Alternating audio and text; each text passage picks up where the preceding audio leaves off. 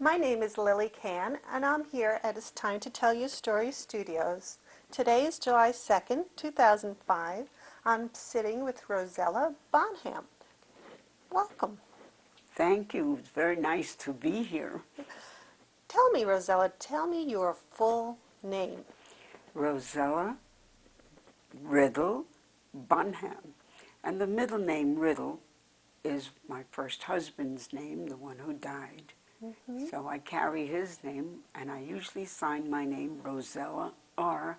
Bonham. Now tell me, how did you get the name Rosella? I'm named after two very ancient aunts. I have never met them, but I was named after them. Their names were Rivka, Leah. Those are two biblical names. Actually, Rivka should have been Rachel, if you wanted to say that. So my mother put them together after they decided to name me, and they named me Rosella. Now, did The she last, ever... Oh, I'm yeah, the sorry. last one, my last name, and my maiden name was Glixman, but my mother didn't like the S. I'm not quite sure why, but she never wanted the S in it, so half of my papers are Glickman as a maiden name, and half of the papers are Glixman. Did she ever tell you anything about those ants? Any No, stories or why she no. named you after those It was ants? unfortunate. In those days, several years ago, people didn't talk about that. And mostly, the only stories I did get was how my mother got to America and how my father did. And those were the stories that my mother told me. And we're going to get to those in a few moments. But first I want to ask you if you have any nicknames or have had any nicknames. Well, when I was in the Army, Air Force, I was called Cookie the Rookie. Now, Cookie had been my nickname for a long time, but the other people nicknamed me Cookie the Rookie. It seems like everything I did was lopsided. I always got in trouble. Not physical trouble, but, well, a lot of things happened while I was in the service, and some of it is really a funny thing. Yeah, I can't wait to hear those when we talk about that. Any other nicknames? No, No? just Cookie the Rookie, and Cookie was my nickname. And where were you born? I was born on Hester Street, and they And made a movie about that. Not about me, but they made a movie called Hester Street. And when I heard that it was going to be playing, we went to see it. My birth was a rather unusual one. It seems that my mother fell down a flight of steps. Now, you know, tenement buildings have steps to each floor. My mother fell down the steps, and I was born. But they didn't think I was alive because I was premature. So they wrapped me up in newspapers, put me in a box, and shoved me under the bed and took care of my mother. And I guess about 15, 20 minutes later, somebody heard a meowing, and I knew they did not have a cat. So they pulled the box out, and there I was. And my grandmother said I weighed something like 3 pounds, if that. There were no midwives then. They delivered her, cleaned her up, and then they took care of me. And my grandmother was very pleased to have the baby, me. I was her favorite, and I guess I got spoiled. And a lot of things that I did were really weird, but she loved them. now, were you the firstborn? Yes. No, not really. My mother, I'll tell you about her coming here, but my mother was married to a mailman, and this was during the influenza epidemic. She had a daughter named Ruth and a son named Milton. And Ruth was about 4 years old, and Milton was about 2. Her first husband caught pneumonia from the influenza epidemic. He got very sick and he died. The daughter, Ruth, was so enamored of her father. She was Daddy's favorite. She wrapped her arms around his body and she cried, "I want to go with my daddy." She wouldn't leave, and she died. And she died, I think, of a broken heart. My brother was left. He was 2 years old. maybe 3, and she was a widow at a very young age. But she was so beautiful. And I guess I could tell you how she met my father. Mm-hmm. My father was a conductor on the BMT lines in Manhattan, Brooklyn, Manhattan Transit. And one day she was on the train, and he took a look at her and he said, "That's my wife." And he asked around, "Does anybody know her that they can introduce me to her?" And one gal did, introduce them, and about a year later they got married. Mm. And then you heard what happened to me. But I really think the story should start with how my parents came to this Mm-hmm. country. My mother was born in Russia, a small town, and there were Cossacks. They were the army of the Russian people, and they used to invade the small towns. Well, she had 4 sons, and then my mother was born, so she had 5. The Cossacks took the 2 older boys, and they were killed. And so she decided that the next 2 boys should go to America, the Golden Edema, the Golden Country. She saved up money, and they went. During one of the attacks that the Cossacks did, my grandmother put my mother underneath her long skirt and stood at the door, and she used to fold her arms like this, and she dared anybody to come into the house. And I guess they took one look at her and they rode on and raided another house. She took my mother out of underneath her skirts and then decided maybe she should go to America too. She was a widow. Her husband had died. She married very late in life. According to other people, she was an old maid. She didn't get married until she was 24, and then she had the children in succession. She packed up, made a peckle, they call it, put it on her back, and she and my mother walked out of Russia to the first seaport. And unfortunately, I'm not a very good geography person, so I can't remember which country they got to. And she got on the ship with my mother, and they came to America. My father, on the other hand, wanted to come to America, and he said he brought his mother, who was my grandmother, he brought his 2 sisters, and he brought a brother. And all of them came at the same time. When my father got to the man who asked questions about what was your name, what country are you from, he said he came from Galicia, which is no longer in existence, but it was part of Austria. And that town is gone. And they asked him his name, and he had a very hard to pronounce German name. So they gave him the name Glixman, and the family was called Glixman. And they came. And then, of course, he went to work right away. But then he saw this sign when he got off the ship. That came first. And the sign said, "Uncle Sam, I want you." Now, he couldn't speak English. So we asked one of the fellows, "What does that sign say?" It says, "Uncle Sam wants you." He says, "For what?" "For the army." Okay. He went and joined the army that day. The minute he became a member of this country, he joined the army.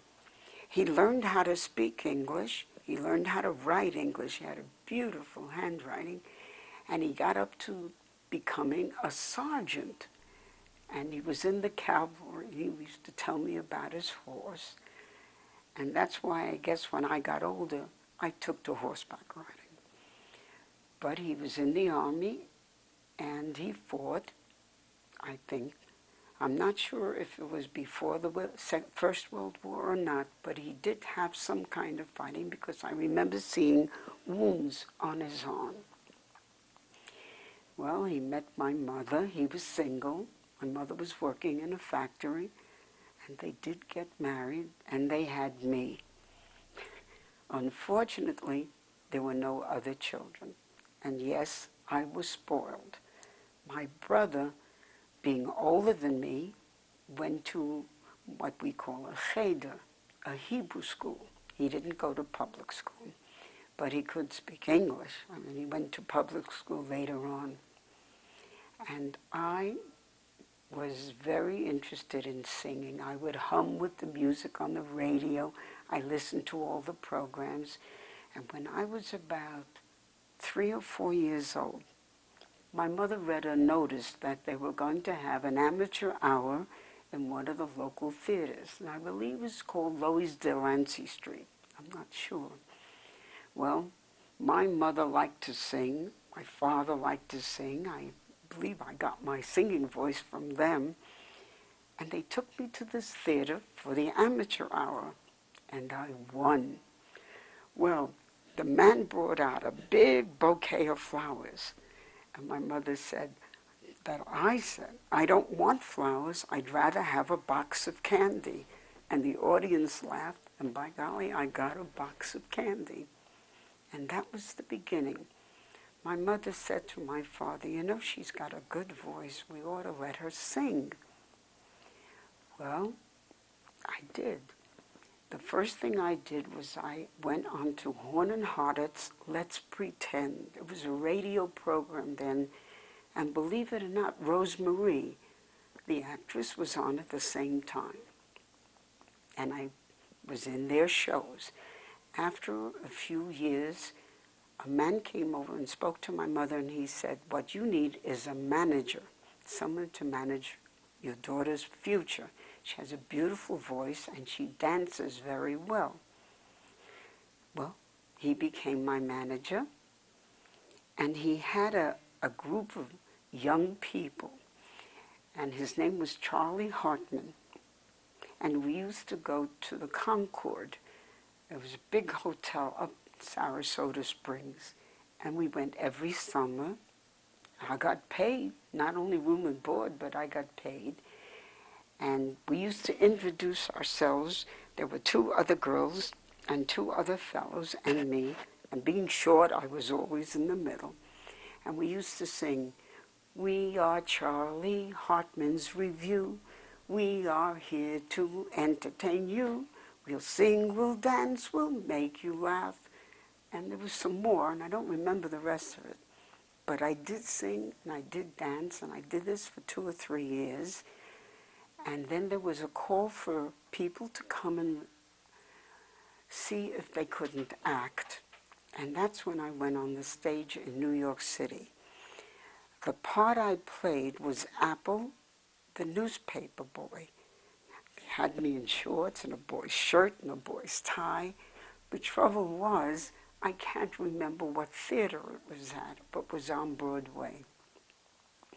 After that, I got a little older. I was too old for that. And a cantor came to speak to my mother. Now, a cantor does Jewish weddings. Every Saturday night, he would do at least 4 or 5 weddings.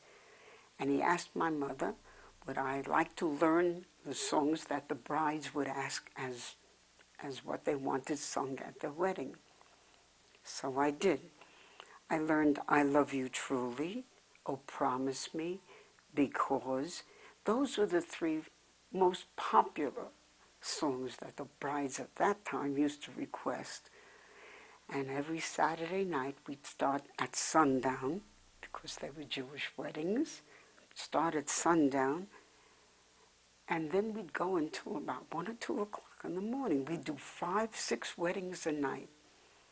And it was a good thing I earned that money, because shortly afterwards, my father was in an accident at the BMT, and they fired him. They would not pay for his medical bills or anything. And he had a big scar on his leg. In fact, he almost lost his leg. So the money I earned singing at these weddings helped pay the rent, and it also paid putting food on the table. Meanwhile, my brother was growing up, and he was a favorite of my grandmother, my mother's mother. I used to visit in the Bronx to visit my father's family, and they would ask me to sing, and I would. And I learned a little bit of Yiddish. And a man came and spoke to my mother and said he was looking for someone to play Shalamith. And what was Shalamith? It was a Jewish opera, and it was a love story, and it was very beautiful. But I didn't know that much Jewish. So my father sat down and taught me the whole score in Yiddish. And then I went back and I sang for the man one of the songs, "O der Brillen, o der, und die Katz, da, di, da." I don't remember the rest of it, but it was a very sad, sad play and opera. And that was at the McKinley Square Theater in the Bronx. Our performances were sold out for weeks at a time. It was really something good. It was enjoyable. And my father used to say, "I know it's not kosher, but you're really a ham." I was always teased about it. When I started public school, I was in every play they had. And when they opened up the park alongside Forsyth Street, and this is all in Manhattan, they named it after FDR, Mr. Roosevelt. He was the president at the time. That must date me. And myself and two of my girlfriends, the Shrek sisters, we wore a snowman's costume and we sang a song about the snowmen, but I can't remember what that song was. But as we grew older and we all went to school at the same time, we were in the same courses, the same classes. There was Molly Mayo, the Shrek sisters, and one other girl, Selma Levy.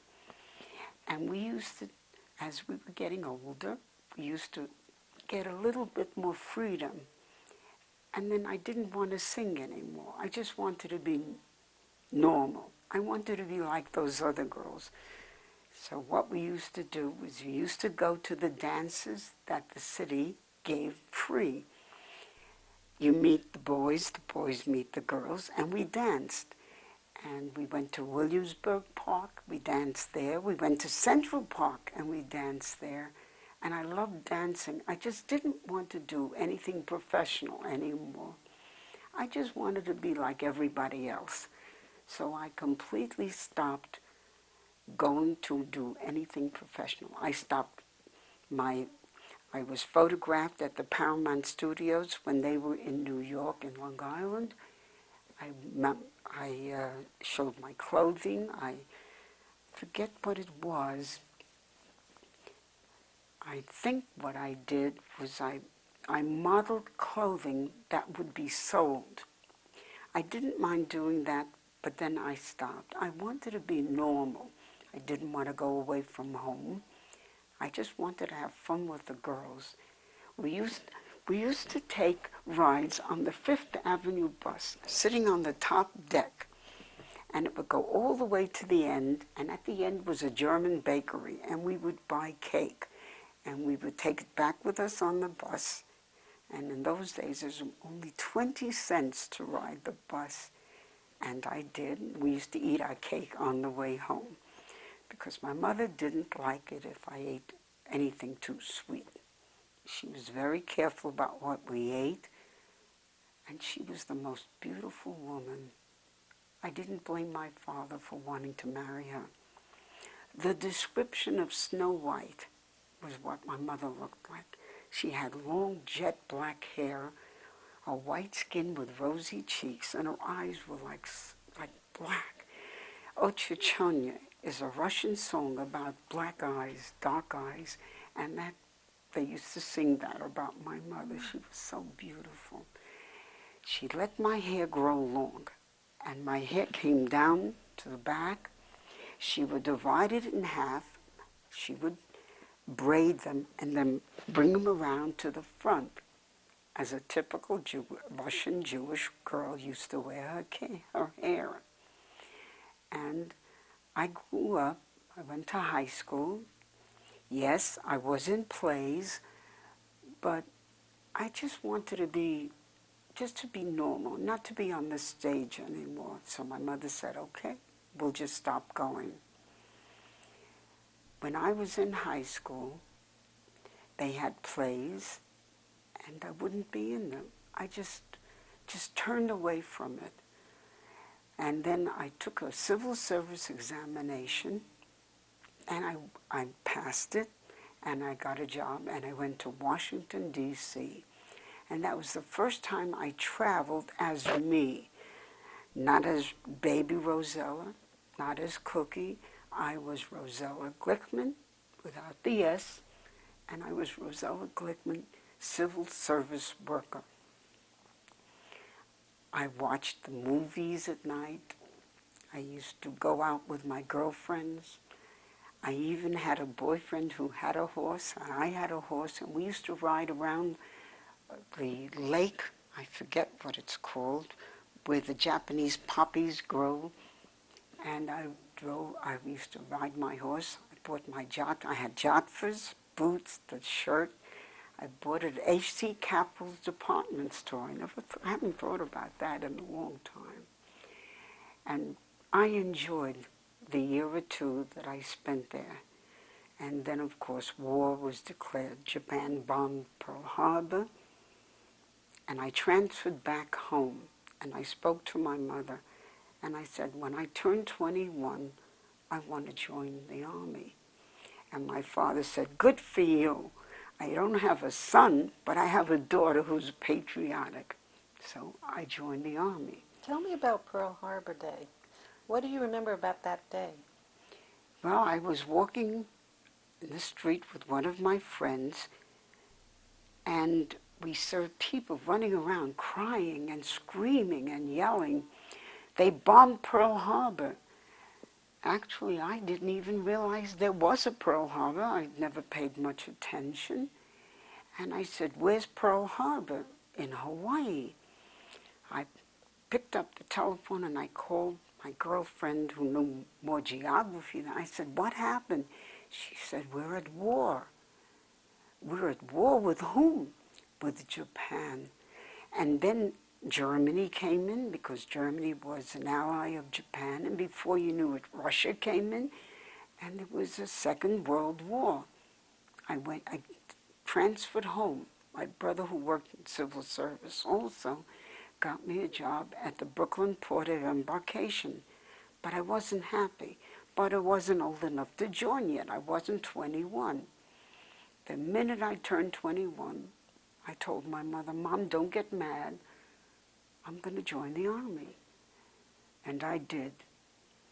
And that's where everything seemed to go kapluk. I was the most, I had more trouble than anybody. They woke me up one night. I was in basic training, woke me up. You're on KP. Fine, I got my dress, I got my sweater, and I went to do KP. Never had done it before. And the sergeant said, go outside and clean up the area. Well, I didn't have my glasses on. I had it in my pocket. I was always ashamed to wear glasses. I don't know why. And someone had left part of the cover of a grease trap off, and I fell in it. That was the first thing. They finally got me out. They cleaned me up, gave me a new uniform, and I went back to the barracks. And they said, oh, she is really something. We went to the movies to see Private Hargrove, and everything that he did wrong, I did wrong. I was always on KP while I was in basic training. I guess I just didn't get the hang of it. I just couldn't seem to find how to be a soldier. In marching, I was always the last one because I was short. And one time I wasn't paying attention, and the troop went one way, I went the other way. Cookie the Rookie. And when that movie was showing that night, during basic training, everybody started to laugh. That's Cookie, that's Cookie, that's Cookie the Rookie. And See Here, Prygrave was not my favorite movie after that. My first, when I finished basic training, I was transferred to Colorado Springs. It was beautiful. I loved it there. But my bunkmate, we won't talk too much about her. She was really the cat's meow, as we used to say when I was young. She didn't like me. She made me sleep on the upper bunk. We just didn't get along. And it was an unfortunate period until she got transferred. While in Colorado Springs, I showed an interest in communication, and that must have been what I needed. I was taught radio. I was taught teletyping, which was a brand new machine out. You had a typewriter, and I was a good typist. You had a typewriter and a big screen, and that's how we used to send messages from one post to the other. One day, when I had a toothache, I went to the dentist. He was an army dentist, and I think he enjoyed pulling teeth. And he pulled out about two of my teeth. My jaw swelled up. I was swollen way out, and I was so unhappy. They gave me sick leave, and I went to the USO. It was downtown Colorado Springs. And while there, the sailor came up to me and he said, "What happened to you? Look at your jaw." I said, "I had two teeth pulled and I ached." He says, "What you need is a Coca-Cola." And he went and got me a drink. He sat down and he talked to me. I talked to him. And I asked him, "What is a sailor doing in Colorado Springs?" Well, he said, "I was in the fleet in the Pacific. And they gave tests. And out of 25,000 sailors who took the test, I was one of the top 25. And they sent me to college here for training to become an officer." I says, "That's wonderful." And he says, "No, it isn't. I don't want to be an officer. I want to be one of the guys." And didn't that bring a memory back to me? I wanted to be one of the girls. Well, I found him very interesting, and he said, "Can we have a date?" I said, "You're going to date me with a jaw like this?" He said, "Of course I will." So we went to the movies, and we started a date. And one day, he said, "I have to practice. You want to come with me to the church?" I said, "What do you do in the church?" He says, "I play the organ." He was a musician. Can you imagine me, a singer? He was a musician, and he played the organ. He played a piano, but he played the organ for Sunday morning services, and he played for services on Friday night for the synagogue. And then I told him I could sing. Well, we both did it together. He would play the organ, and I would sing some of the songs that the church wanted. It was a Methodist church, but I don't remember the name. And then on Friday nights, when he played the piano, I would sing some of the Hebrew songs that I remembered. And a few months go by, and he said to me one night he was going to go back to the fleet. He was leaving the college. He said, "When this is all over, will you marry me?" I looked at him and I said, "Yes." And he said, "I have an engagement ring for you. It's not expensive. It's the only thing I could afford. Here is your ring. Will you wear it?" I said, "Yes." He got transferred back to the fleet as a chaplain's yeoman. And he told me that when he landed on Iwo Jima, now he never used a gun. He would not fight. He would not shoot. But he played for the chaplains. He said he had this portable organ. He dug a foxhole, put the organ in, and he went into that foxhole. And that's where he stayed until Iwo Jima's fighting was over. He used to run the movies at night.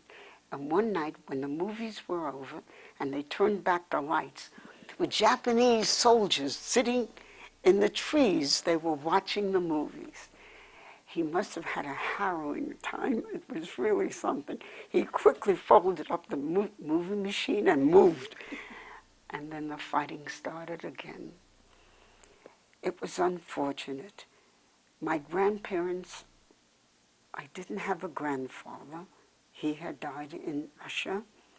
But my grandmother met an elderly man who wanted to get married, and they got married, but he died also. So she said, I guess it's just my lot. I am just not going to be able to be married. My other grandmother, her husband died in Austria. So I don't know anything about my grandparents, but my grandmothers I knew. My grandmother in the Bronx, my father's mother, was not even 5 feet tall. I was 1 inch taller than her. But my mother's mother was tall. She spoke 7 languages, but never learned English. And I asked her in Yiddish, how come you learned 7 languages, but you can't speak English? She said, well, my husband was a traveling salesman, and we used to go to all the countries selling wares. So I had to learn how to speak whatever country we were in. She did learn 2 English word sentences. Now, she was Orthodox. She learned turn on the lights, turn out the lights for the Sabbath. The man that she married that I did remember, he used to go to synagogue every Friday night, and we went Saturday morning. Now, he wore a great big hat. It's called a kippah now, but it used to be called something else. I forget right now. And it was flat on top. And to show you what a naughty little girl I was, I used to take walnuts. I didn't take the nuts out. Walnuts in the shelf. And lean over the balcony. Women had to sit upstairs, men sat downstairs. And I would drop them on his hat, one by one by one. And by the time 5 were there, the hat would conclave. It would go down. He would take the nuts off and put them in his pocket. Then when services were over and the women went out, and then he went out with the other men, he would come over to me and he'd say, Rosella, which was his nickname for me. I think, in Yiddish, he would say, I think you need these. And he would give me back my nuts. He never scolded me, never got upset. And he one time said I was the apple of his eye. I was the only granddaughter he ever had. And unfortunately, he died. And I missed him. My grandmother said it must be the fact that she will always just be without a husband. And so she never remarried again. 2 husbands, she said, were enough. During the years that I was in service, my mother got very sick. I had been transferred to Kansas Salinas. There, I used as an operator, radio operator, on B-17s. I flew. And the B-17s on the inside were mocked up to look like B-29s because the B-29 fighting plane, the big planes were coming online. They had 6 engines. The first time I went on a plane, the B-17, I asked the radio man, would you ask the captain up front, can I come up and see what the front of the airplane looks like?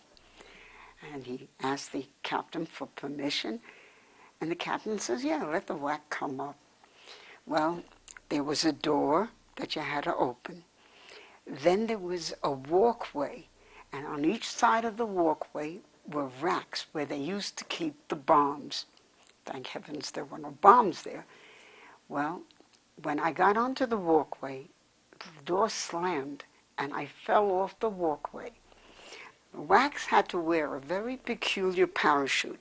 The parachute was in the front, and the straps were in the back. I fell off the walkway and I got caught on the Bombay racks. Needless to say, that made quite an impression on the captain, because he called back, "Where's the whack?" And the radio operator said, "She's up front, sir." "No, she's not." They opened up the doors, and there I am, flying in midair.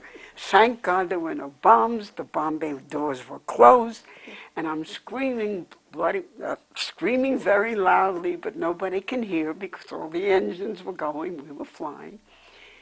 Well, in the B-17s, the radio operator, the rear gunner, and exits and enters from the back of the plane. The rest of the crew goes out the front.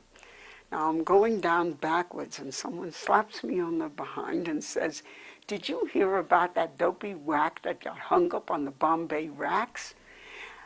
I lifted up my arm and almost got ready to slug him. Turned out to be another captain. That was another incident in my life in the Army. I didn't exactly get into trouble. I just was always at the wrong place. One time when I had KP, I broke all the dishes. I was pushing the cart with the dishes. They somehow or other got away. I broke them, and it took me 4 months to pay them back because I only earned $21 a month. And it took me many months to pay back for those dishes. After that, I didn't get KP anymore, thank heavens. But the odd part of it is I really enjoyed being in the service until my mother got sick. I had a hard time getting transportation to go back east. When I got there, she was in the hospital. She was unconscious. They never found out what was wrong, but every time she would lift her arms, her blood would go up.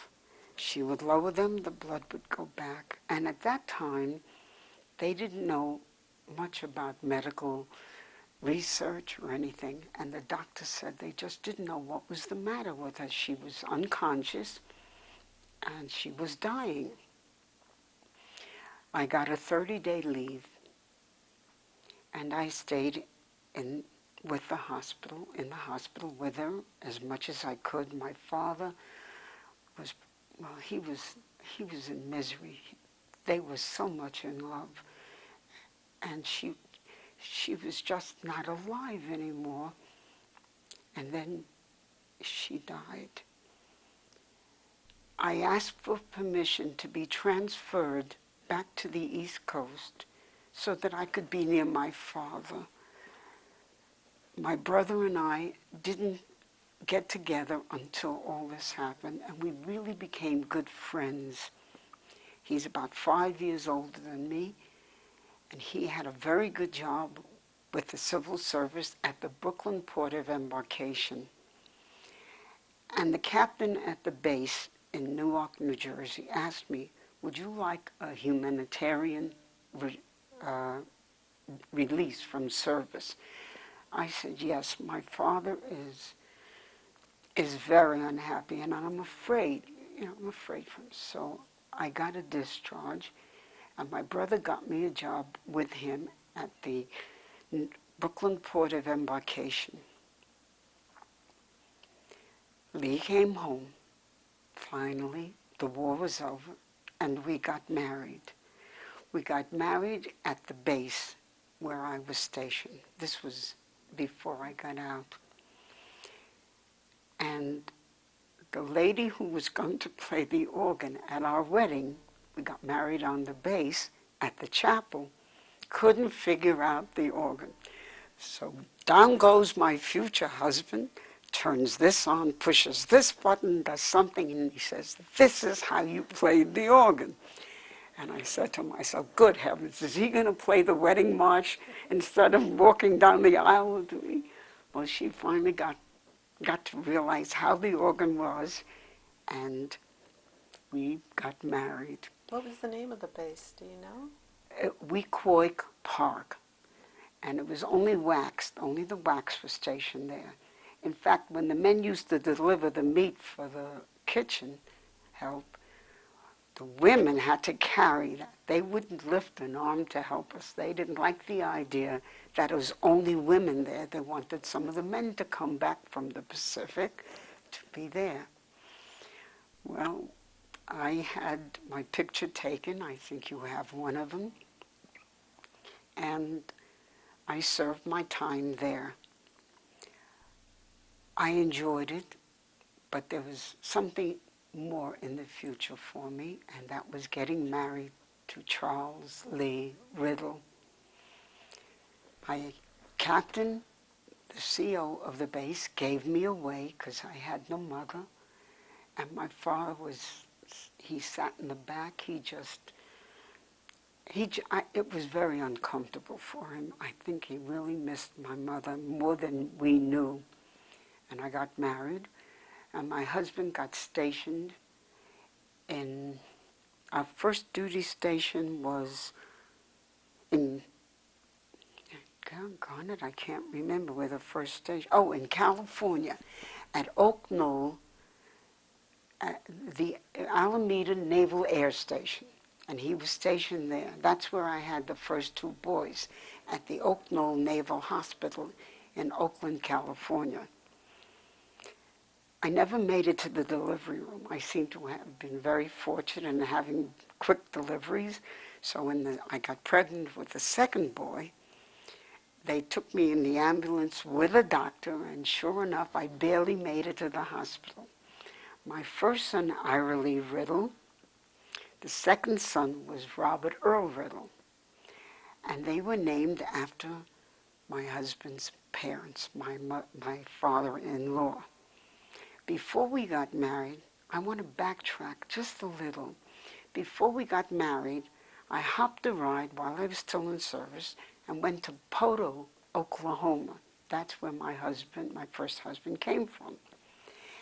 And I got there in the middle of the night, and I saw one restaurant or a cafe open, and I went in and I said, "Do you have a telephone?" She says, "Yes. What do you want? Who do you want to call?"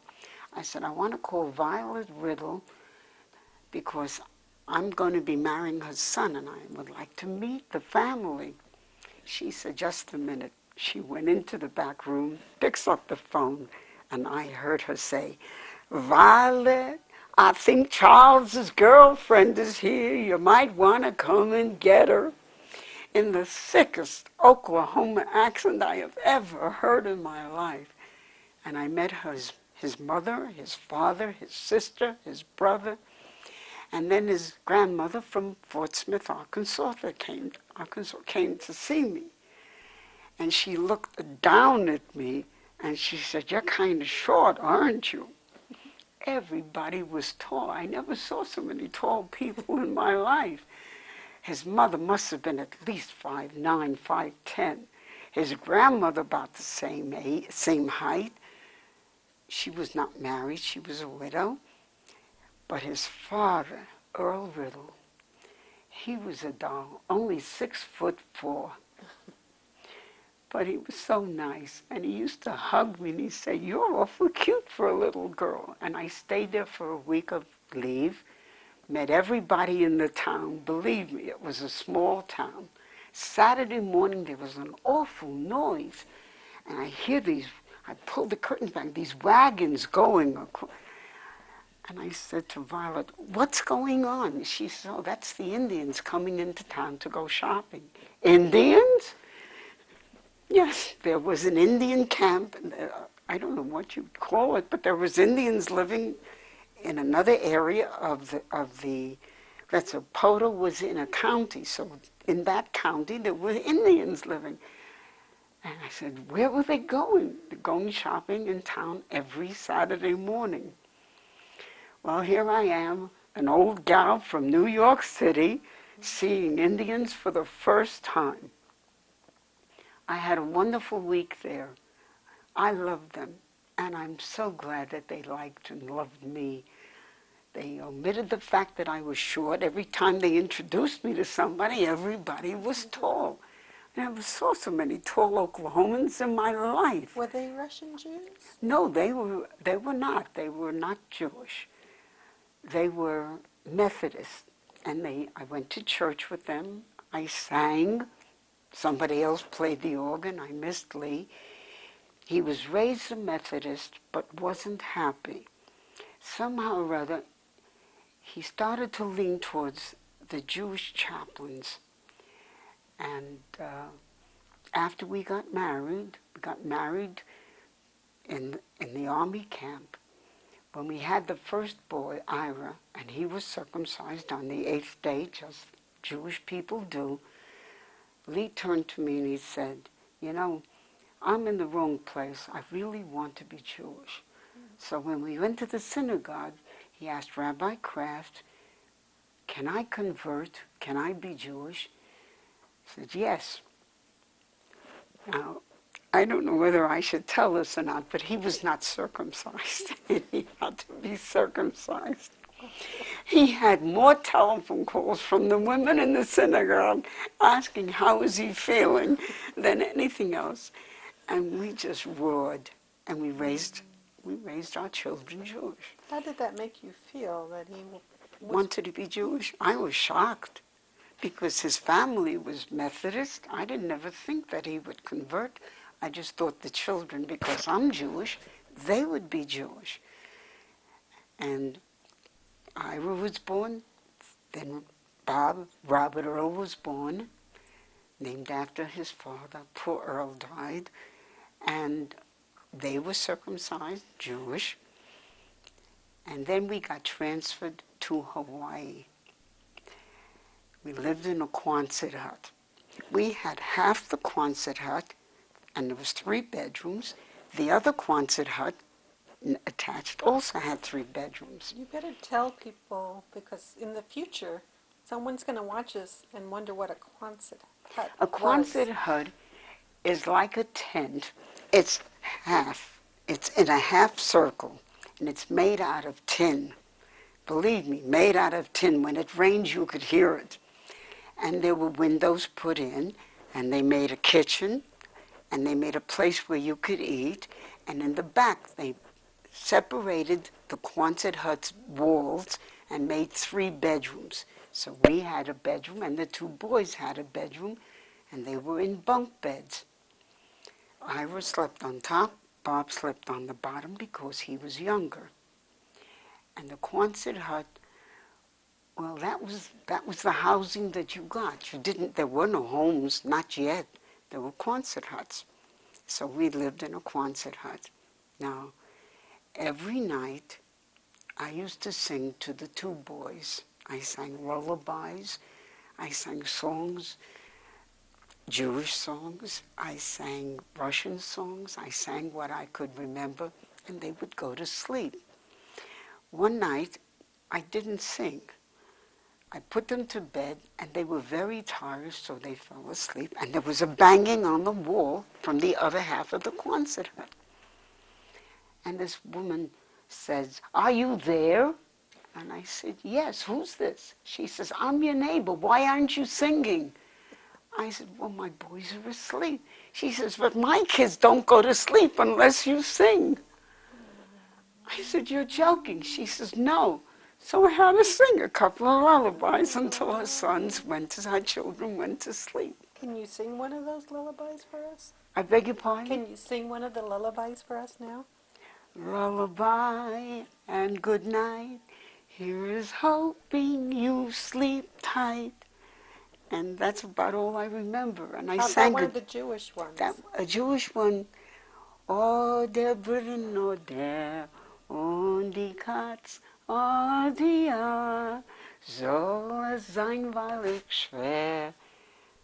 And I can't remember the rest. That came from the Jewish operetta that I was in, and that's the song that Shalom sings, waiting for her lover, for her husband to be. It was a very sad opera, but that song, I remembered that always. It was so beautiful. And so I sang that also.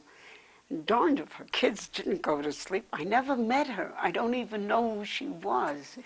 I made friends with the women across the way who were in Quonset huts.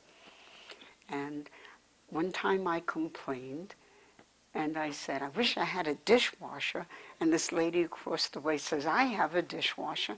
I said, you do? And she pointed to her daughter. She said, she does the washing of the dishes. I don't. We had a lot of fun in it.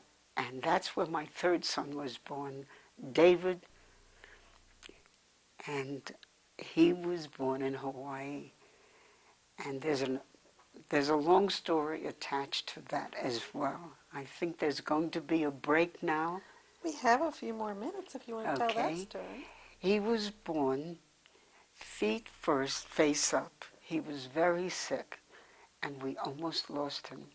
We named him David Monroe, and he was such a beautiful baby to be so sick. He was not healthy.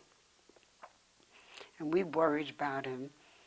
And we had a birthday party for him when he was 1 year old, and I was so glad. I thank God that he lived. We had birthday parties in the back of the Quonset huts. There were yards, and we took movies, but the movies are lost.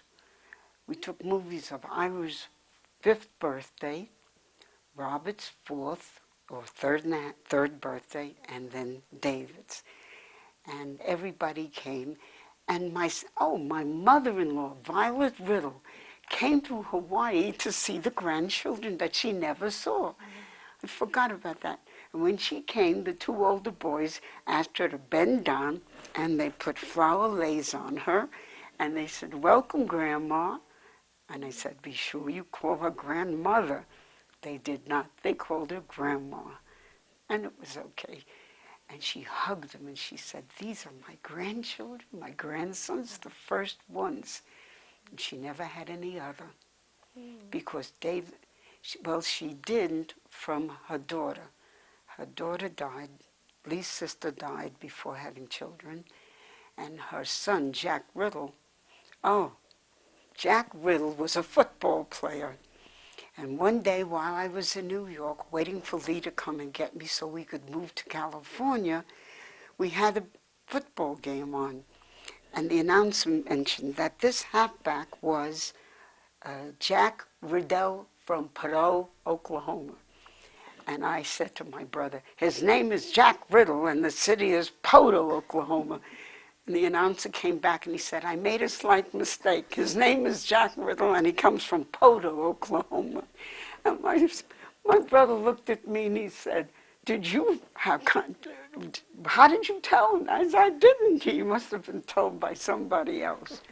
And I stayed with my brother and his wife and my nephew until Lee came and got me, and we got stationed in California and then in Hawaii. And the rest of it, the joke was I had a baby in every port, and I guess I did. And I guess after the break we'll get to the next port and hear Okay. more about it. All right.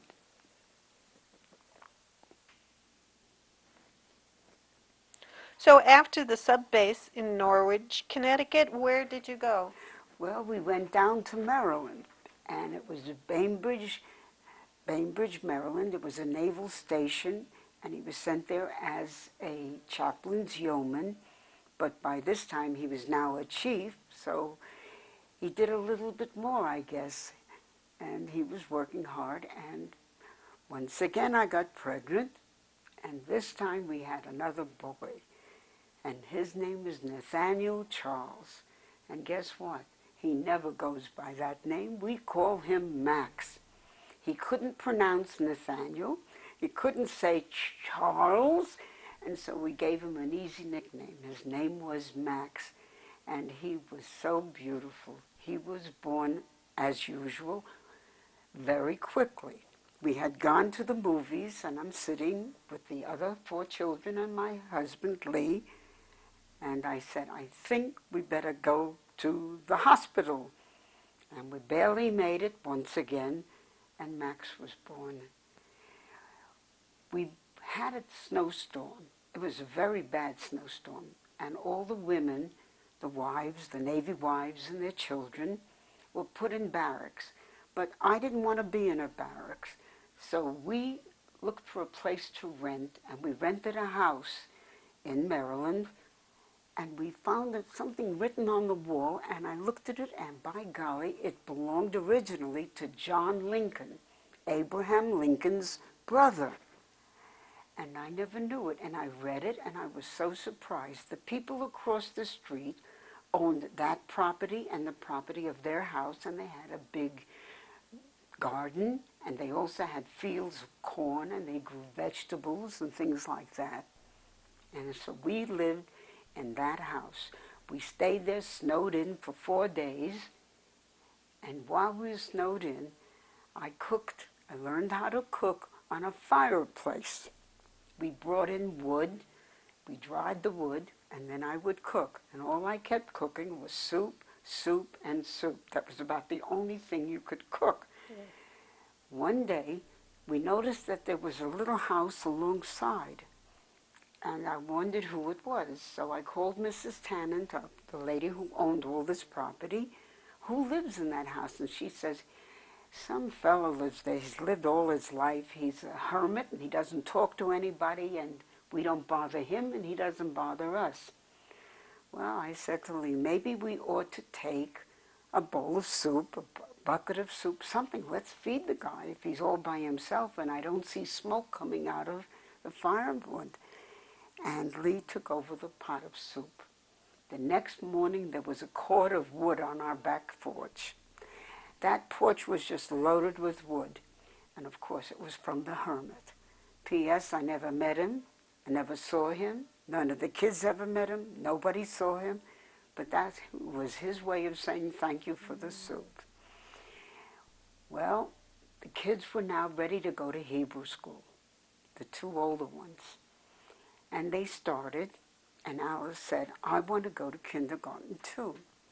So I volunteered. We joined a synagogue that built the first synagogue in Newark, Delaware, which wasn't too far. It was just over the Maryland line. And we took the children there for school, and I became a teacher. I taught Gan Yeladim, which is Hebrew for kindergarten, little children. And the funny part of it is, Alice being 4 years old at this time, and Max just a baby still, Alice would call me Mrs. Riddle in class. And the kids would look at her. That's your mother. Why do you call her Mrs. Riddle? Because in school she's Mrs. Riddle, and at home she's my mama. And that was the answer that Alice gave. Well, the years went by, and we bought a house in Wilmington, Delaware. Lee got retired after 20 years, 20 or 22 years in the Navy. He was retired. And we bought a house in Newark, Delaware. And that was close to the synagogue. And meanwhile, Lee got sick. Wasn't quite sure what was the matter, but he wasn't doing so well. I started going to college at night, and in the daytime, I worked for DuPont. And I worked for DuPont in public relations. I wrote public publicity for the company, and I did all kinds of things in public relations. One night, coming home from college, I parked the car, went upstairs, and it was the first time that Lee didn't say, how did school go? So I thought, well, maybe he was tired and fell asleep. And I shook him and realized that he was dead. He had died in bed. I woke up the kids. Now, meanwhile, I was away in college. Bob was in the Air Force. The oldest one at home was David, and he had to do the driving. I called 911, although there was no 911 then. You called the operator, and they sent an ambulance, and they took his body to the Navy Hospital in Oakland, which is about 10, 15 miles from where we lived. And David drove us. It was the middle of the night, and it was very hard for him to drive. And that stupid nurse left the body right there uncovered. And the kids saw their father's face, and there was pandemonium. He was buried in the Jewish cemetery. He had converted. He had been buried in the Jewish cemetery. And I moved out of the house. I couldn't stay there. We moved to an apartment complex called Top of the Hill. And Ira came home to help. Bob came home for the funeral, but he had to go back because there was a war going on again. I forget whether it was Korean War or Vietnam. But he was in a MASH unit, and he was in the helicopters picking up wounded soldiers and whatever. And he met his wife-to-be. She was an RN, a lieutenant. And of course, later on, they got together. When they got married, they both had to leave the service because officers and enlisted people did not marry. But Ira came home to help, and he finished college, and he graduated, and then he got his doctorate. And meanwhile, the other children were growing up as well. I remember one time we gave David a birthday party, and all he invited was 10 girls. He didn't invite any boys, just girls. He was very popular in school. But when Max started kindergarten, he didn't want to go to school. He didn't like it. He was afraid. He wasn't allowed to talk, he said. Everybody said, shh, be quiet. So one day, he went down to school, and when the other boys weren't looking, he turned around and walked back home. I called the school up, and they sent home Bob, and Bob put him on the floor, and they rolled him down the hill to school. And they made sure that he went into the classroom. He just didn't like going to school. Max was just not a scholar. He was not interested in school. But he was the cutest one. He was so cute. What happened next was I found an advertisement in a newspaper, and it said, Parents Without Partners. Now, having all these boys, except Bob, who was away in the Air Force, Ira was home with the other 3 kids, and I thought, David and Max need a male figure. So I joined Parents Without Partners. I went to their dances. The men asked you to dance. I danced, but I wasn't very comfortable. And then one Sunday, I took Max and Alice, rather, the 2 younger ones, ice skating. And they were ice skating, and I was on the sideline by the fence and watching them.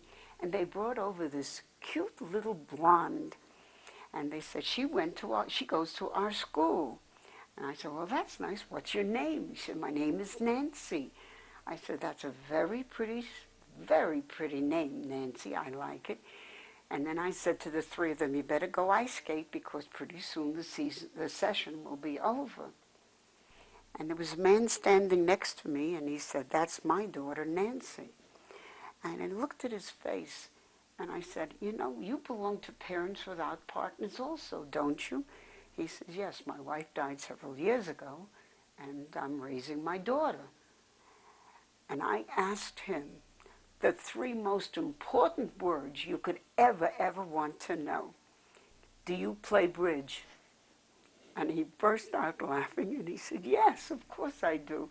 I said, well, Parents Without Partners meets every Monday evening, and they play bridge, but I couldn't find a partner. Would you like to be my partner? He said, sure.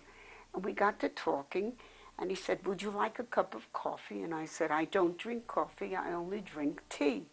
He says, well, that's funny, I only drink tea also. I said, okay, let's go for a cup of tea. About a half a block down was Howard Johnson's, and for about 2 hours, I think we must have drunk about 8 cups of tea each. And we talked, and he told me how he lost his wife. I told him how I lost my husband. And I asked him, was it hard taking care of his daughter? And he said, well, he has a little girl, a teenager, come in after school so she won't be alone.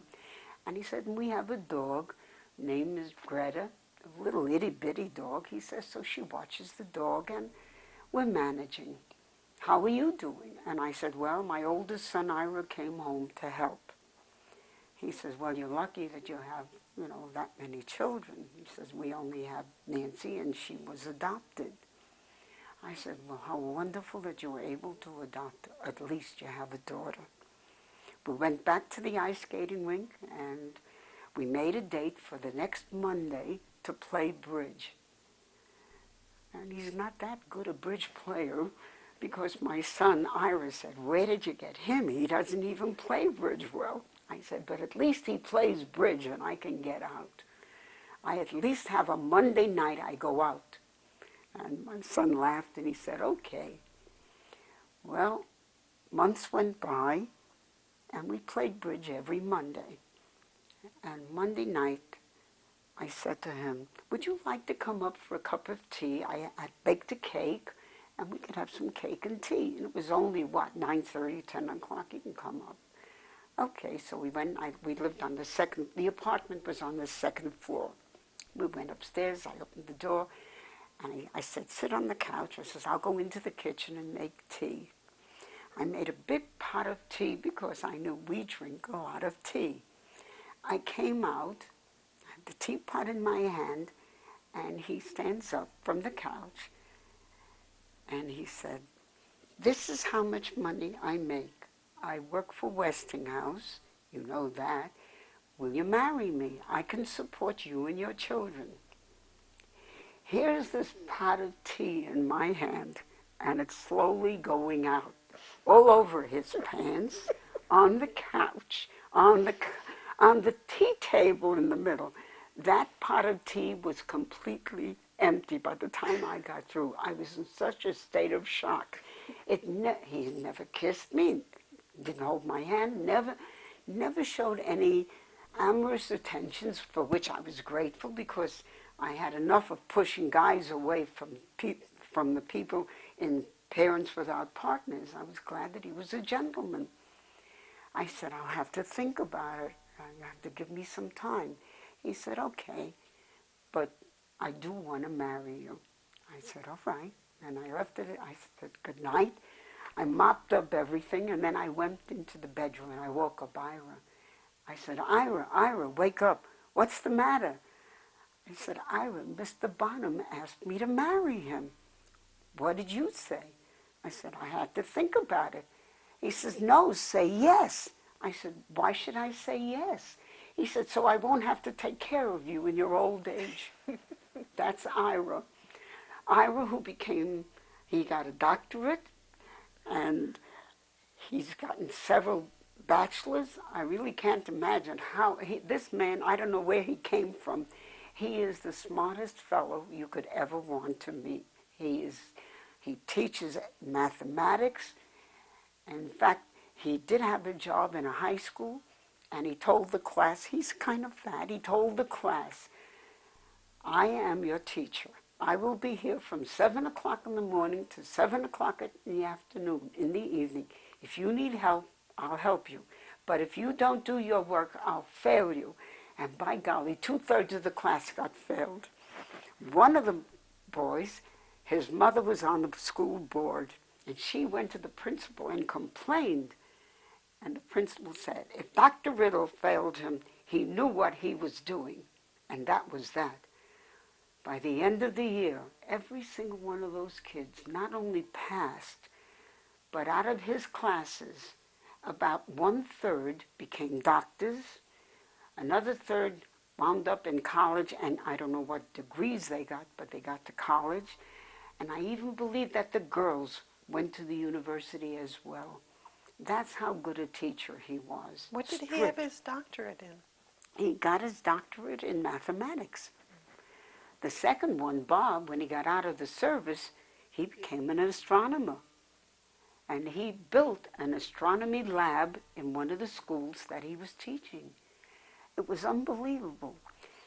Let's see, Ira, Bob, David became a businessman. Alice, unfortunately, had a bad marriage.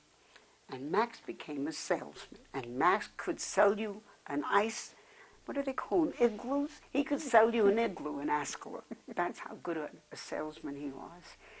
So I called up Mr. Bonham, and about 2 weeks later, and I said, let's meet at the place we owe Howard Johnson's for a cup of tea. And I said, yes, I will marry you. He says, when?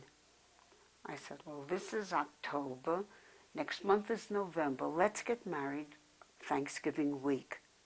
We'll both be off, and we can go away on a honeymoon. Ira will watch the children, and we can go away. We can go wherever you want to go. How to get married? Well, the vice president in DuPont Company became the mayor of Wilmington, Delaware. He left the company, ran for mayorship, and he was the mayor. I went to see him, and I can't remember his name, but I asked him, would you marry me? He says, you're getting married? That's wonderful. Everybody was happy. They even gave me a shower, a wedding shower. It was unbelievable. Everybody was glad I was getting married. They knew how hard it had been after Lee died. It was really, with 5 children, even though 2 were gone, 2 came back, it was hard. Well, we got married on Monday morning, and Thursday, and we went away. The kids moved into the new house that we bought. We bought a house on our own. We bought a house.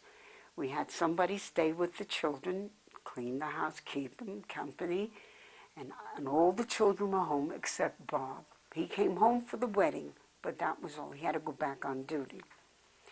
And we went to New York, my old stamping grounds. We went to the Empire State Building. We went to shows. We had a wonderful time. And we wound up in Atlantic City on the way home. And I introduced him to my nephew, who was there, my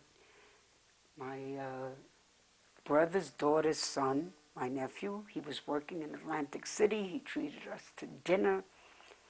And then we came home. And we settled in. I kept working for DuPont, and Tom was working for Westinghouse. And then we get notice that they want to transfer us down to Orlando, Florida. It was a temporary move for Tom because he was getting ready to retire. And we had garage sales, and we took what we could. They packed our furniture, and we moved to Orlando, Florida. We stayed in a hotel until we found a place to live in. And we moved into a condo. And I had never lived in a condo. And attached to the condo was a couple that we made friends with, Shirley and Al Cohn. We were very friendly with them. And there we moved. Tom retired about a year later after we moved there. And then he began to say, we need a place where I can grow things. It was a condo. So he built a solar home. We had solar panels on the roof that gave us all the hot water we wanted all day long for days on end. We had solar panels for electricity. In the house we had AC, DC plugs, but we used DC. We got our lighting from the sun. That's my engineer. I was very lucky that I married Tom because he was a gentleman. He loved my children. I adopted his daughter. They all got along, and he built this wonderful solar home. We were even written up in the newspaper. The Orlando Sentinel had an article about it. And he had his 1/3 of an acre. What he grew, I canned. I learned how to can. I stopped working when we moved down there. I retired from DuPont, and we lived. David got married. Ira got married. He was the first one. Bob got married. David got married. Alice got married. Hers wasn't a very successful wedding. The daughters-in-law, you'll see them in one of the pictures. They were adorable. They married wonderful women. Max married a wonderful woman. From Max, we got 2 grandchildren, a boy and a girl. From Bob, we got 2 grandchildren, a boy and a girl. But that was all the grandchildren we got until Nancy got married, and she had a daughter, and that daughter is the one that gave us the great-grandson, the pride of our joy, and he's now 4 years old. We've been very happy. But when the synagogues, both places, Delaware and Florida, had shows, Tom talked me into being on the stage again. Well, I was in the plays that they put on in Orlando, in Delaware. But in Orlando, the shows that the synagogue put on was Crossing Delancey, which is the street I lived on, 138th Delancey Street, New York, New York. But they also put on another play, let's see, Crossing Delancey and, oh dear, did I write it down what the play was? Crossing Delancey and It was Oklahoma, wasn't there? Oklahoma. And the Little Abner? Little Abner. They put on Little Abner. I was in that. They put on Oklahoma. I was in that. I played Aunt Ella in Oklahoma. In Little Abner, I was one of the crowd. And Guys and Dolls they put on. And in Guys and Dolls, we went to the Salvation Army and we asked them, could you please lend us a Salvation Army costume, an outfit? Because I was in the second act, I was the one who comes to check up what's going on with the Salvation Army supposedly place. And that's the young lady that marries, at the end, marries the gambler and turns him around to be a good guy. And I can't remember the name of that. I'll bet if you look down, I must have listed some of the plays I was in. Would you mind looking and seeing what they were? Oh, I'm sure that I wrote them down. Isn't it awful to become 82, almost 83, and not remember some of the things you're in? In Oklahoma, I was Aunt Ella, and in Guys and Dolls, I was the Salvation Army person, and there was 1 or 2 other plays that I was in, and they put them on. And then a call came out for chorus girls. Somebody was presenting Sondheim's Follies at the Metropolitan Theater in Orlando, downtown, and it was a big production. I auditioned, and I was picked. And of course, being the shortest one of all the chorus girls, I was always in the middle. So when you see any of those pictures, you'll notice I am never on the right, I am never on the left, I'm always in the middle. And that play, that ran for about 6 months. I got paid for it. It was a professional performance. But I said, I really don't want to do anything professional anymore. And yet when the synagogue asked, please, the sisterhood put on Little Abner, please be in it. Oklahoma, please be in it. Guys and Dolls, please be in it. How can you say no to the sisterhood? And I did. I did the plays. We have a video of one of them, and it didn't come out good. Tom was trying his experimental movie camera, and we weren't very successful. But one thing we were successful at was our wedding, was our marriage, and the years we've been together. My first husband died on a 22nd anniversary, wedding anniversary. But Tom and I have now been married. It'll be 34 years, and it's been 34 years of heaven. He's loved by my children. They call him Pop. Max, when I said I was going to marry Mr. Bonham, said, what do I call him? I can't call him Daddy. He's not my daddy. Why don't you call him what you call Grandpa? Call him Pop. And so everybody, all the kids call him Pop, except Nancy, who calls him Daddy. But Nancy calls me Mom. The other house that we built had an attic. And in the attic were two eaves, and he put two beds in there, and that was for his two daughters, my two daughters, Nancy on one bedside and Alice on the other. And by the window, he built two desks so that the girls could do their homework. For the boys, he did everything for them. And he was the one that decided that Max ought to go to Israel for 1 year to study. Max the baby. So Max went to Israel, and so did we.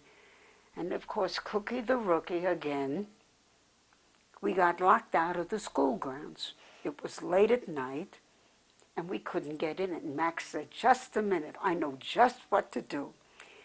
He climbed up the fence, jumped over the fence to the other side, and avoided the man on the horseback who with a gun was defending the school grounds. And he brought back two boys and two chairs.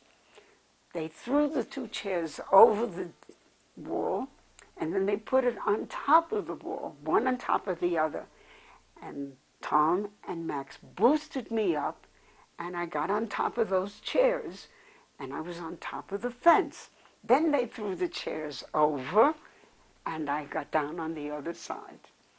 The next morning, the whole school, all the boys, heard about Max's mother climbed over the fence by using two chairs. Well, I'll tell you, I was very popular. Everybody came in and said, are you Max's mother? Yes, and this is Max's father, his pop. And they just couldn't get over it. And that was one of the 3 trips we took to Israel. We made friends with Israelis. I found a cousin living in Israel, and he was married. I met his wife. We stayed with them. We visited the Hadassah Hospital. We were guests of honor because I was a member of Hadassah, and Tom happens to be an associate in Hadassah. And these were things that were just wonderful. The years went by so fast, I can't believe it. I have a great-grandson. I only have four grandchildren. Unfortunately, Alice's son died, and he died, and that broke my heart. He lived with us on and off because Alice was unhappily married.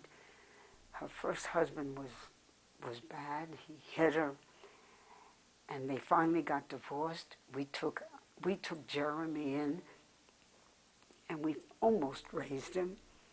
And then when he got older and he graduated high school, Tom retired, so Tom became a crossing guard, and he got Jeremy a job as a crossing guard. But then that one day when Tom was at the crossing guard crossing, the boss and the police came, and they told him that Jeremy had died, and would he tell me, and he did. Jeremy is buried where he went to Hebrew school, and they're all separate now. My mother and grandmother are buried in New York. My father is buried in New York, but a different cemetery. And Jeremy is buried in a different cemetery. So when I began to get sick, Sue, the number 2 son, Bob's wife, who they're now out of the service, she's a nurse, she says, Mom, you have to live somewhere near one of us. You can't live with Pop away from us. You live too far. Pick one of us and move near us. Well, 5 of the children live up north. That's including Nancy. But the number 3 son lives here in Tucson. So I called up David and I said, David, it looks like we're going to be moving to Tucson. Wonderful, he said, because my wife and I, in the meantime, he got married too. My wife and I are looking forward to meeting you. Christy had never met me until the year before when she got sick and we came out and helped. So we really didn't have a chance to know each other. She was sick and I was getting sick. So we moved to Tucson. Well, Tom and I lived with them for 3 years, 3 of the happiest years. But we were so spoiled. They spoiled us. David did the cooking. That was his part-time job. At one time, he and Alice, who was a good cook too, said that they were going to open up a place called Riddle's Griddle. And of course, it never happened. And I think that they missed their calling. They should have opened up a restaurant.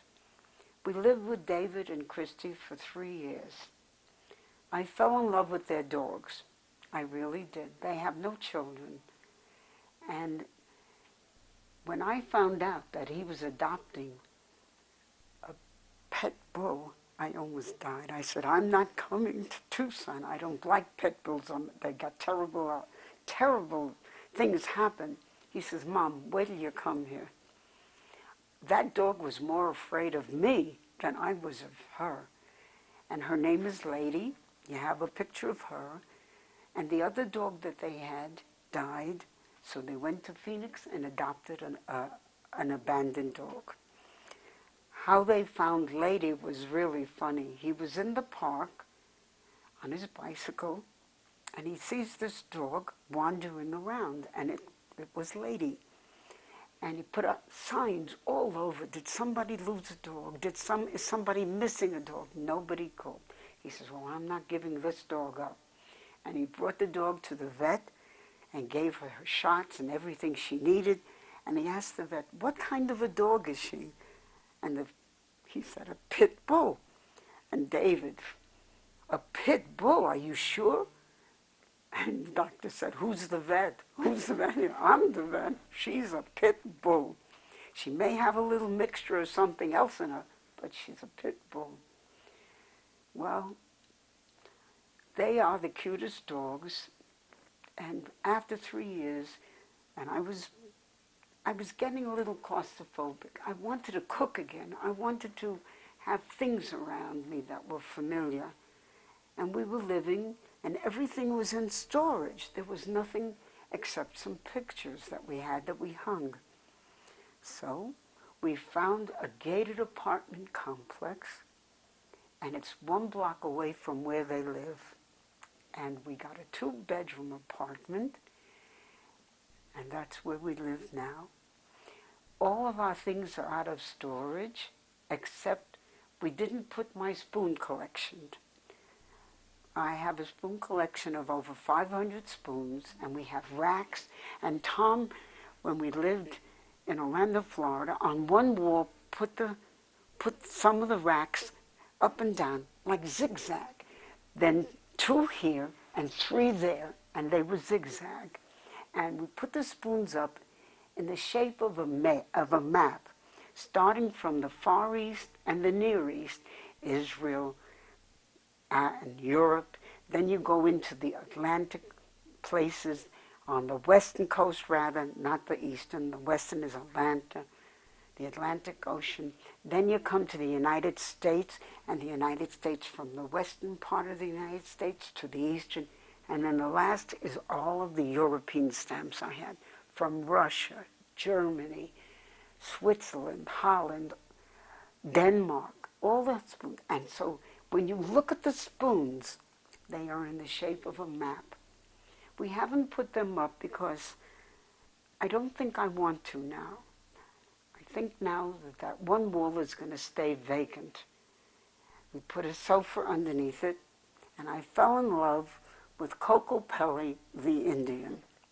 So everything in the house that has decorations has Coco Pelli.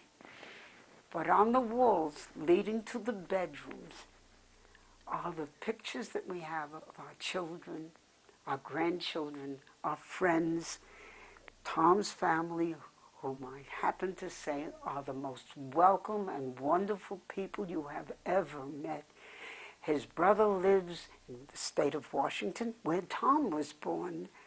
His sisters alternate between San Diego and Washington. In the summer, one place, in the winter, another place. And they are just wonderful. We go to their weddings that they have, and the children have weddings. When my cousin his daughters got married, that's my only living relative, is my cousin, except for my brother. The only out of the immediate family is Alfred, and he's a doctor. Seems to be running in doctors here. He's an eye doctor. He was raised in an orphanage. When his father died, his mother couldn't take care of him. She had to go to work. And in those days, there were no such things as daycare or anything like that for the centers to send children to. So he was raised in an orphanage. And he became a doctor. And he comes here once a year. Every April 1st, he's here. In March, he and his wife go to this place in Palm Springs, California for 1 month. And I get a telephone call, Rosella, April 1st is coming. I ask him, will you be coming with Carol? Yes, I will. And he does. He arrives in the late afternoon. He has 3 daughters that are wonderful. And he's a gardener, just like Tom was. But we don't garden now, not in an apartment. But I have flowers and pots all over the place. I have a hanging flower pot on the porch. We have a little porch. And I think that was the luckiest thing that ever happened to me. After all that sadness, to meet Tom and marry him, adopting his daughter so that my daughter could have a sister. And the boys, all 6 of them, I never say I have 5 children and 1 adopted. I always say I have 6 children. She's called me Mom ever since we were married. She's just been wonderful. She has 2 children, a boy and a girl. And from that daughter, that granddaughter, gave us our great-grandson. And he is the darlingest little thing you ever saw, 4 years old. And she brought him out. Oh, what happened? It was Tom's birthday. It was going to be Tom's birthday. He turned 80. And I said, I'm going to surprise him. I surprised him by sending Nancy tickets for her daughter, and the grandson to come here. Tom didn't know anything about it. And there's Tom sitting in the living room reading the newspaper, and David went and got them. And in walks Nancy and Amber and Kyle, and she stands there. And Tom looks up from the newspaper and he says, "Hello, Nancy." Nancy! Nancy, what are you doing here? And I'm taking pictures like crazy. They're hugging. He says, "Oh, Nancy, how did you get here?" She says, "Mom sent us airplane tickets and here we are."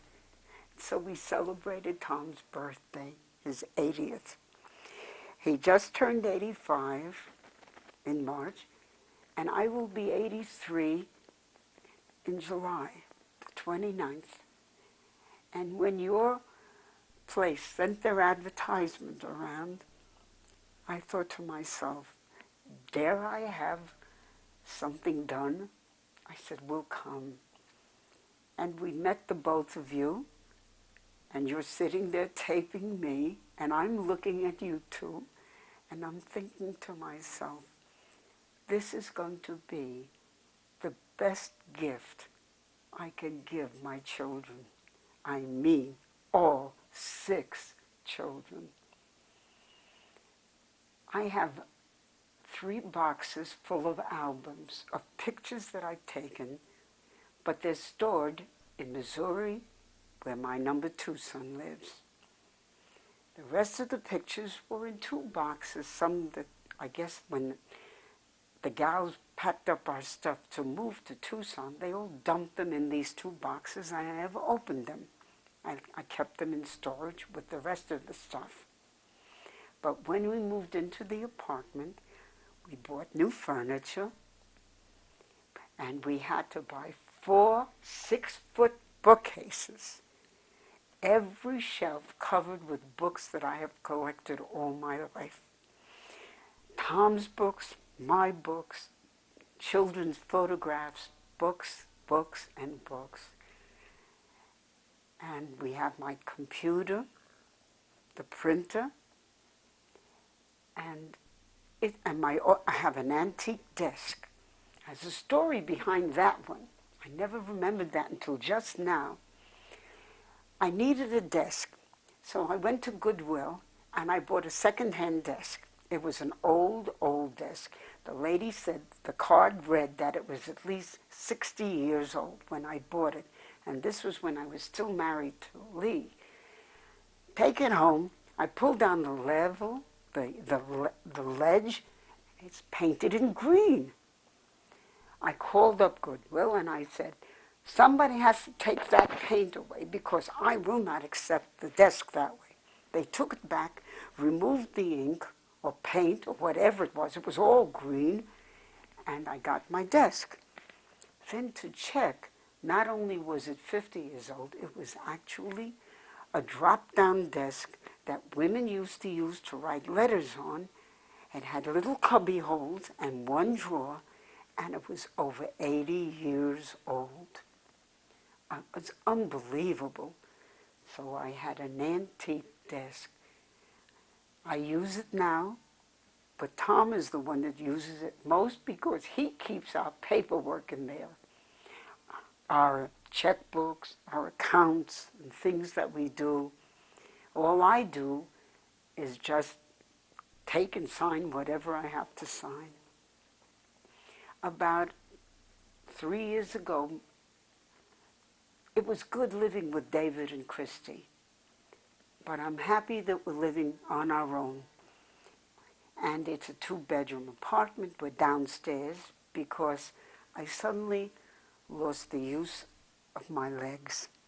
I can't walk well, and I'm not well in other areas. So I had all my paperwork from the VA hospital in Orlando sent to the VA hospital here. And I've been very fortunate. I have a woman doctor she's just marvelous. And then all my records are now together.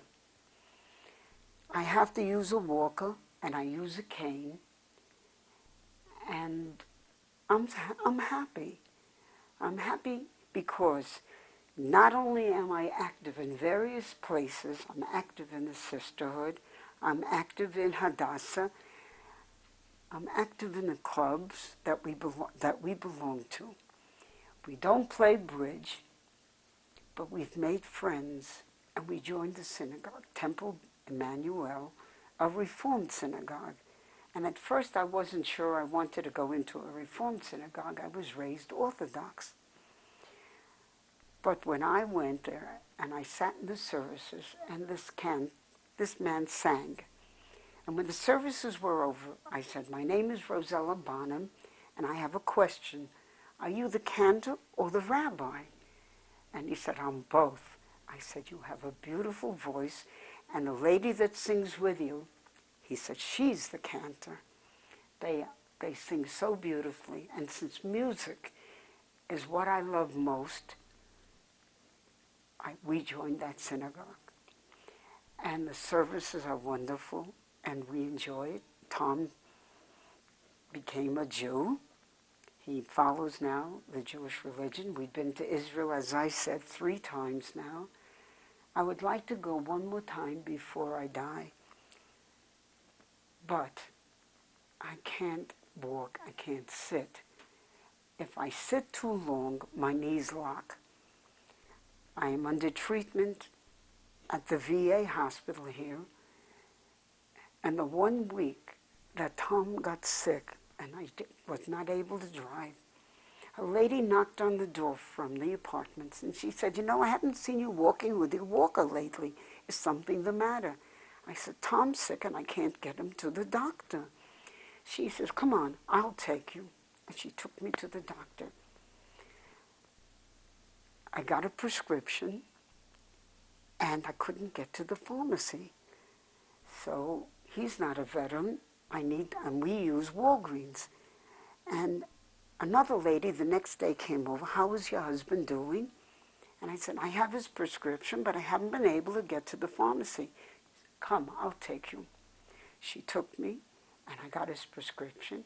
The third day, another lady came. These are next door neighbors practically. It's a large apartment complex. Another lady came, and I said to her, I have an appointment at the VA. She said, I'll take you. And she did. So we have made friends, people that are just unbelievably friendly. And there are dogs there that I like. I visit David. We go to David and Christy every afternoon because David is working part-time with them. And I see my lady and my Brandy. And Lady knows not to kiss me on the lips. She can kiss me on the cheek.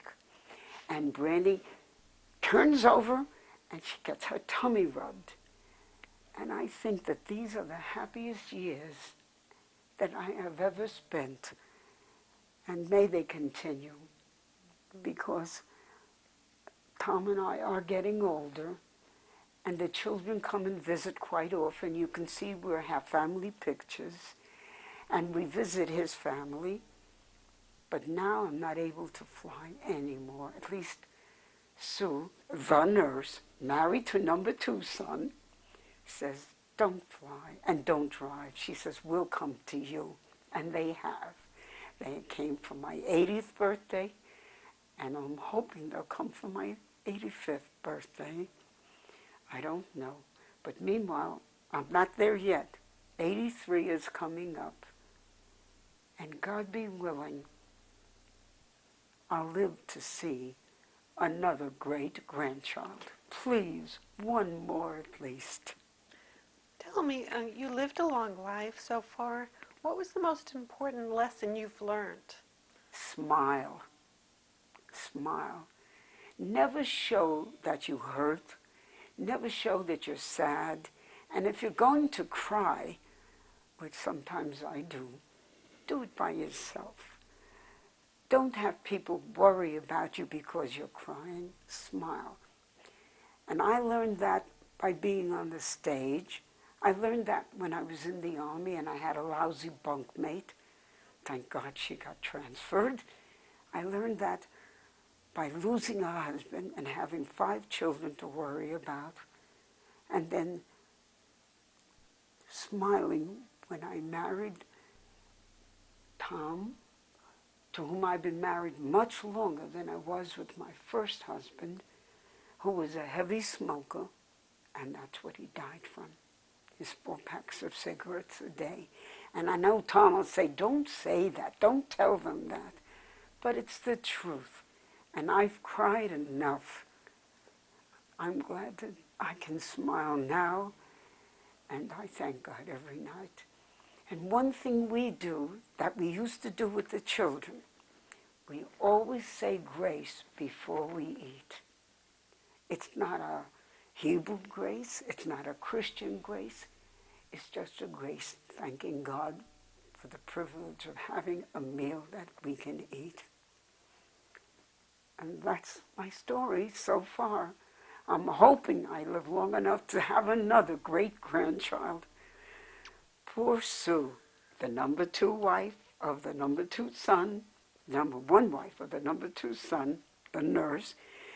Her daughter got married. We went to the wedding. Our granddaughter had a wonderful wedding.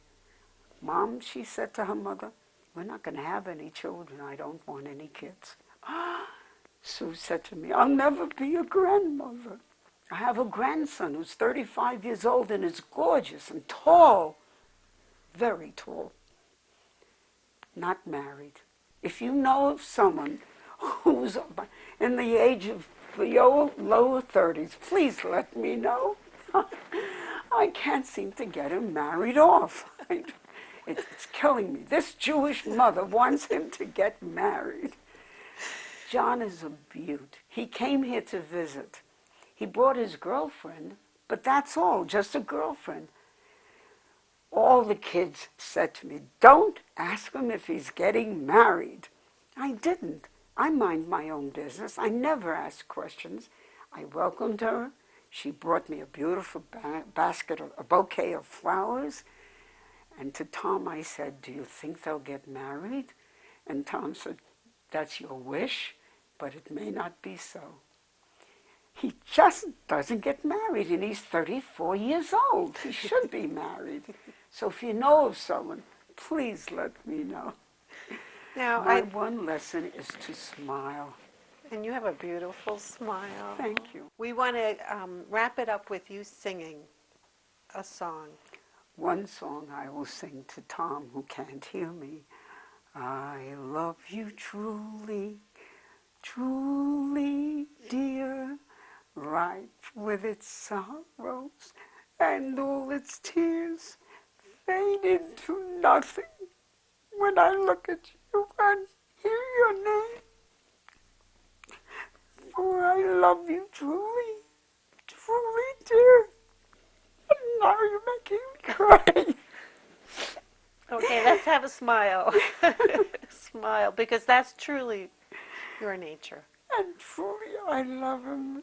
He has been the, just the most wonderful man in the world. We should all be as lucky to marry someone who is not only a gentleman, but a lover, a husband, and a father. And I guess I wish I could have sung the song, all of it. I do remember that one, but I can't, and I don't want to cry. Well, one last message to your children Be on this happy. video. Don't give up. If there's any adversaries, get together and work it out and smile like you always do in the pictures that I've taken. I worked for a newspaper in Orlando as a photographer, reporter, and I never go anywhere without the camera. Never. And I want the children to look at those albums that are boxed up and see what it was like when I was 3, 5, 16, married, and then married again. Let them look at those pictures and remember me and Tom. Never forget their father either. But they do love him. They really do. I think Chrissy loves him better than me. There's It's that no smile. wonder. There's that smile. It's Well, no wonder. He is the most wonderful person you could ever meet. And what a gardener. Everything he grew, I can, we ate. I miss it. But he takes me to the hospital whenever I have to go. He drives me everywhere. We belong to one of the political parties, and we're active in that. And I try to keep active. When I stop walking with that walker, that will be the end. I'm grateful to the VA, to the Veterans Hospital, and I'm so grateful for the doctor I found here. She's been just wonderful. what's her name? Dr. Padilla, Pedilla. And double L is pronounced Y. I took Spanish for 4 years in high school and junior high.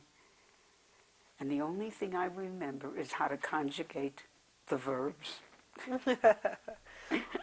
Well, how about, this is the end of the tape, so why don't you, in one word, wrap it up? Your favorite word. Life. L'chaim. L'chaim. That's right. L'chaim, to life. It can be a beautiful life for everybody if they would only stop hating each other. And we need more love and less war. We really do. Thank you, Rosella. It's really been a great experience hearing all your stories. Thank you for having me. You're welcome.